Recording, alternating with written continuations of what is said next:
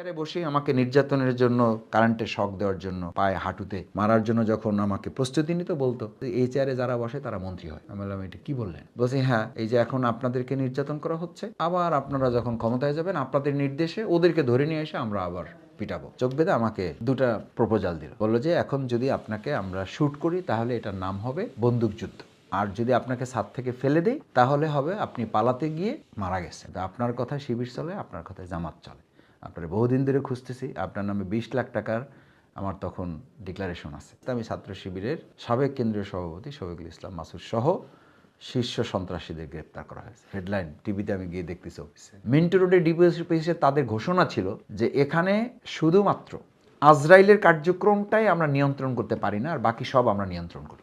আমি দুঃখিত যে প্রশ্ন করে আপনাকে বলছি। তারপর প্রশ্ন যে জেল জীবনের প্রথম রাত বা শেষ রাতের কোনো স্মৃতি বা জেল জীবনের কোনো বিশেষ স্মৃতি মনে পড়ে কিনা? নিঃসন্দেহে এগুলো খুব কঠিন স্মৃতি, কঠিন। আমাকে প্রথম 2013 সালের 9 আগস্ট আমাকে প্রথম এই সরকার অর্থাৎ আওয়ামী সরকার প্রথম আমাকে গ্রেপ্তার করে মোহাম্মদপুর থেকে। দেখেন আমি ঈদের কয়েকদিন পরে আমাদের প্রীতি সমাবেশ ছিল, সাবেক ছাত্র যারা আমাদের ছাত্র জীবন শেষ করে তাদের নিয়ে।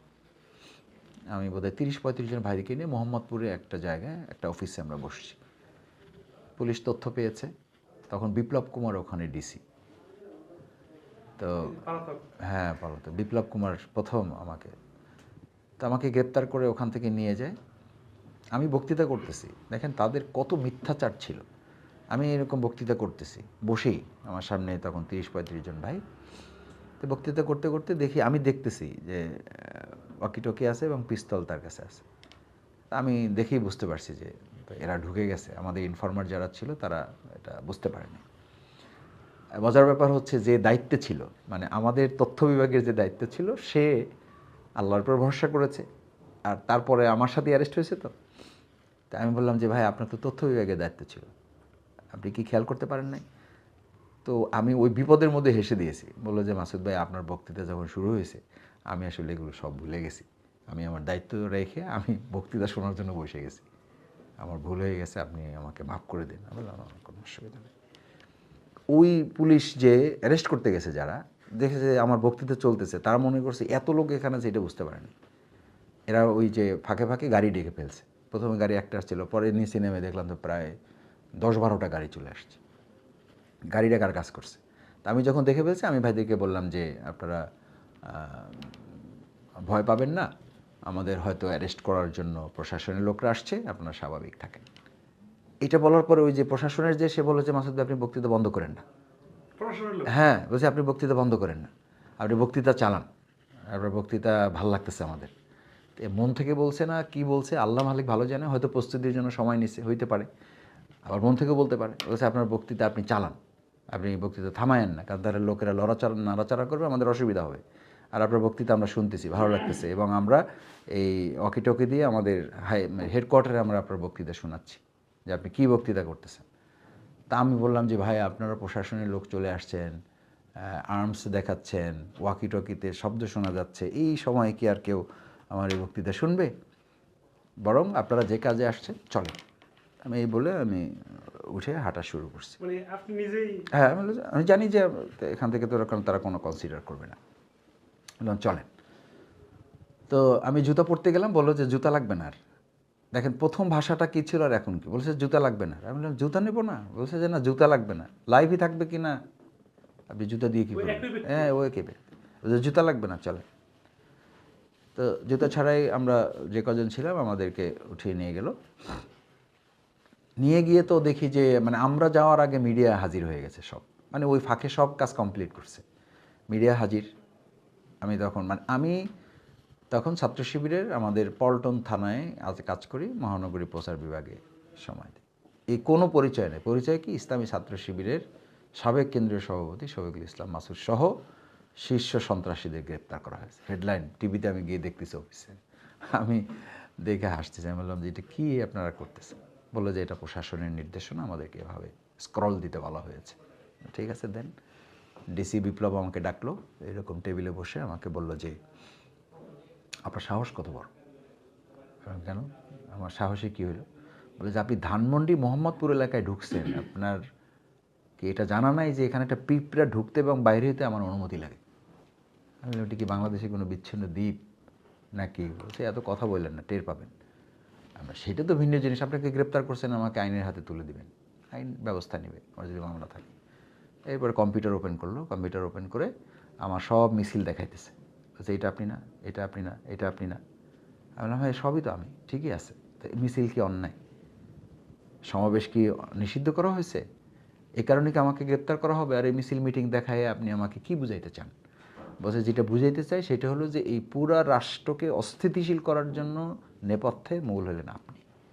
আমি বললাম আমি তো শিবির ছাড়ছি এখন থেকে 7 বছর আগে, 2007 সালে আমি ইসলামী ছাত্র শিবিরের কার্যক্রম শেষ করে আমি জামাতে।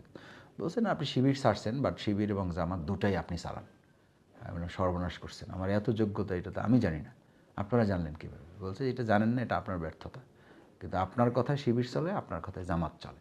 আপনারা বহুদিন ধরে খুঁজতেছি, আপনার নামে 20 লাখ টাকার আমার তখন ডিক্লারেশন আছে যে ছাত্র শিবিরের সাবেক কেন্দ্রীয় সভাপতি শফিকুল ইসলাম মাসুদকে ধরিয়ে দিতে পারলে একদম পুলিশের ডিএমপিতে ছিল, ঘোষণা ছিল আমাদের এরকম 20-25 জনের, তার মধ্যে নাম্বার 1 আমাকে। এটা হলো 28 অক্টোবর থেকে আমাকে টার্গেট 2006 সালের। এবং এটা আওয়ামী লীগ বহুদিন মানে বিভিন্ন জায়গায় এটা দেখাতো, প্রজেক্টরে দেখাতো। আমাকে নাম দিয়েছিল নিজামী মুজাহিদের সেনাপতি। যে এই স্ক্রল করে আমাকে দেখাইতো, কি দেখাইতো? আমার হাতে একটা ছোট, এত 1 হাত পরিমাণ বা তার ছোট একটা লাঠি নিয়ে আমি তখন, অথচ তারা মানে স্ট্যান্ড গান ব্যবহার করেছে, AK-47 ব্যবহার করেছে, চাইনিজ পিস্তল ব্যবহার করেছে। বিপরীত পক্ষে যারা ছিল 14 দলের আওয়ামী লীগের শেখ হাসিনার তৎকালীন নির্দেশে যে লগি বৈঠা, মূলত তো লগি বৈঠা শোপিস, আসলে তো নিয়ে আসছিল একদম সব আগ্নেয়াস্ত্রগুলো। তো তখন থেকে তারা আমাকে টার্গেট করেছে। ওই সময়ে তারা আমাদের এই অফিসে আগুন ধরাতে চেয়েছিল, এই মহানগর অফিস, এখান থেকেই আমাদের প্রোগ্রাম উত্তর গেটে ছিল, অফিসে আগুন ধরাতে চেয়েছিল। ওই প্রোগ্রামটা আমাদের ব্যর্থ করতে চেয়েছিল এবং আমাদের তারা মূলত একটা ভয় তৈরি করতে চেয়েছিল। সেদিন তারা ব্যর্থ হয়েছে। সকাল 7টা থেকে সন্ধ্যা 7টা পর্যন্ত 12 ঘন্টা আমরা লড়াই করেছি। শেষ পর্যন্ত তৎকালীন বিডিআর এবং পুলিশ সহ এসে আমাদেরকে একটা আন্ডারস্ট্যান্ডিং করায় আমি বললাম যে একটা লোক তাদের ওখানে থাকা অবস্থায় আমরা এখান থেকে যাব না। আমাকে অনেক রিকোয়েস্ট করলো। আমি বললাম ভাই দেখেন, সকাল থেকে আমরা একসাথে আছি, আপনারা প্রশাসনের লোক আছেন, আমরা আপনাদেরকে কিন্তু কোনো ক্ষতি করি নাই, সুতরাং আপনারা তাদেরকে সরাইতে হবে আগে, তারপরে। আবার ওদের সাথে কি কথা বললো, ওরা গেল, তারপরে আমরা আমাদের ভাইদেরকে নিয়ে, আমি তখন শিবিরের কেন্দ্রীয় সভাপতির দায়িত্ব পালন করি, এই পাশেই আমাদের শিবির অফিস, আমি ওখানে আসলাম। প্রথম রাতে দেখেন গ্রেপ্তার করে আমাকে রাত 3টার সময়, এই তো ডিসি বিপ্লব কুমার বললো যে বুঝতে পারবেন আপনি, তা আমি তখনই বুঝছি যে আমাকে তারা স্বাভাবিক রাখবে না। রাত 3টার সময় আমাকে মাইক্রোতে করে ডিবির কয়েকজন সদস্য সহ আমাকে বললো যে আপনার বাসায় যেতে হবে। তা আমি বাসায় যাচ্ছিলাম না, যে আমার ওয়াইফ তখন 7-8 মাসের প্রেগনেন্ট, আমার মা বৃদ্ধা, আমার বাবা বৃদ্ধা, দুইজনই বাসায়, একটা বাচ্চা তখন আমার আছে।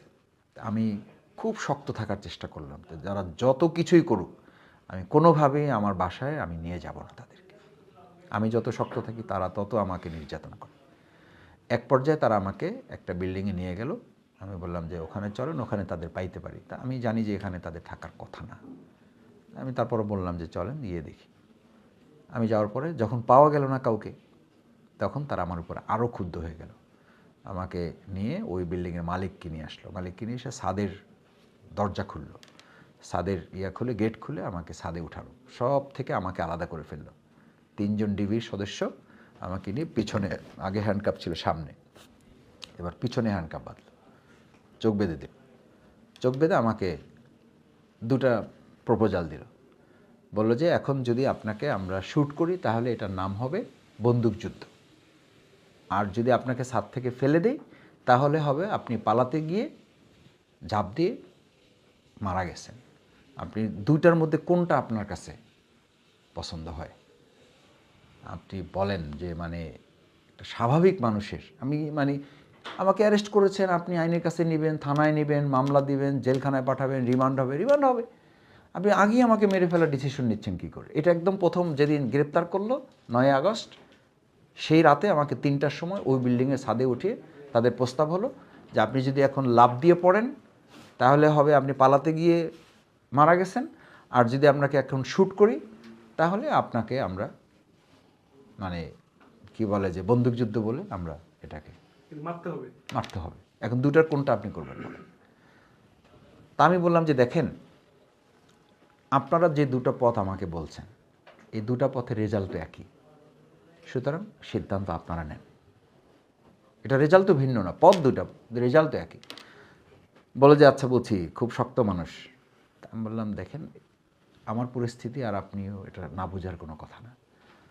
তো বলে ওখান থেকে বললো যে না, এর দিয়ে কাজ হবে না, এর দিয়ে আরও অনেক কাজ করাইতে হবে, এই চলো।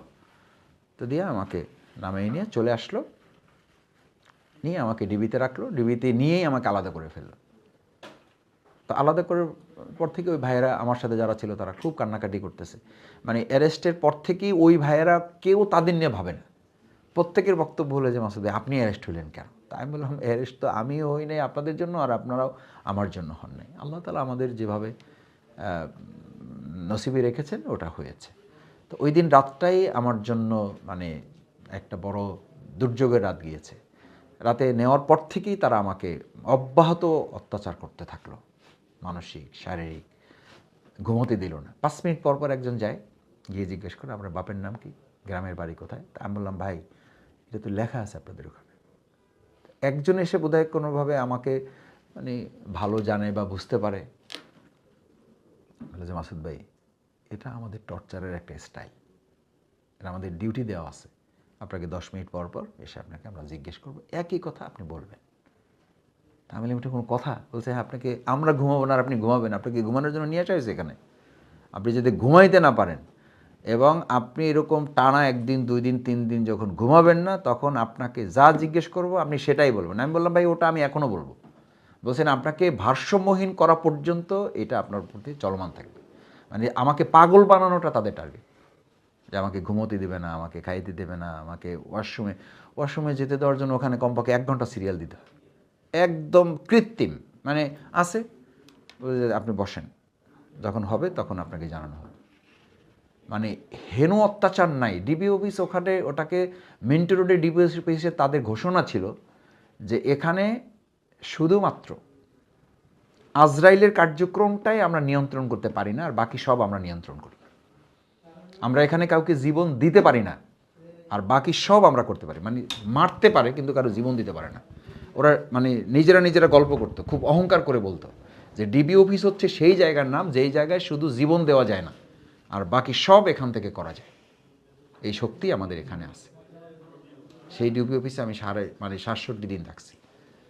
মানে ওটা শেষের দিকে আমার কাছে বাড়িঘরের মতো মনে হয়েছে, যে আমার বোধহয় এখানেই থাকতে হবে হয়তো আর কি। তো ওরা বলতো যে আপনাকেও আমরা আর কত জিজ্ঞাসাবাদ করবো তাও বুঝতেছি না, সরকারও চাচ্ছে, কী করবো ভাই ধৈর্য ধরেন।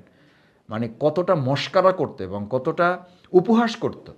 যেই চেয়ারে বসেই আমাকে নির্যাতনের জন্য, কারেন্টের শক দেওয়ার জন্য, তারপরে পায়ে হাঁটুতে মারার জন্য যখন আমাকে প্রস্তুতি নিত, বলতো নিজেরা বলতো এই চেয়ারে যারা বসে তারা মন্ত্রী হয়। আমি বললাম এটা কী বললেন? বলছি হ্যাঁ, এই যে এখন আপনাদেরকে নির্যাতন করা হচ্ছে, আবার আপনারা যখন ক্ষমতায় যাবেন আপনাদের নির্দেশে ওদেরকে ধরে নিয়ে এসে আমরা আবার পিটাবো, আবার তাদেরকে নির্যাতন চলবে, কারণ ইতিপূর্বেও এভাবে হয়েছে। সুতরাং এই স্যার আপনি বসছেন, আপনিও মন্ত্রী হবেন। পাশে আর একজন হাসতেছে, বলছে উনি তো মন্ত্রী আছেই, শিবিরের কেন্দ্রীয় সভাপতি ছিল উনি, জোট সরকারে ওনাদের 2 জন মন্ত্রী ছিল।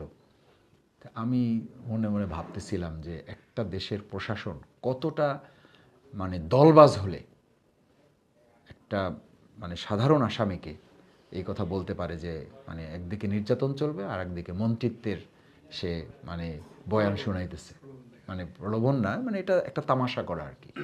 তো আমাকে বলছিল যে এই চেয়ারে যে বসে মানে শুধু নির্যাতনের চেয়ার না, এই চেয়ারে এর আগে আমুরা বসছে, এই আমার নাম শোনাইতেছে, এই যে এই তোফায়েলরা এখন মন্ত্রী আছে, এরা এই চেয়ারে বসছে, আমরা এদেরকে নিয়ে আসছি, আবার কয়দিন পরে তাদেরকে নিয়ে আসবো। তো আমার কোনো কথাই ওদের ভালো না হলেও এটা তো কথা সত্য হয়েছে। পরে দেখলাম যে ওরা বলছে যে এই চেয়ারে এখন আপনাদের নিয়ে আসছি, আবার আপনারা নির্দেশ দেবেন ওদেরকে ধরে নিয়ে আসবো, ওদেরকে বসাই দেবো। তো আমি তো তখনই বলেছিলাম যে এই অবস্থায় তো আসলে পরিবর্তন হওয়া দরকার। আল্লাহ তাআলা আলহামদুলিল্লাহ পরিবর্তন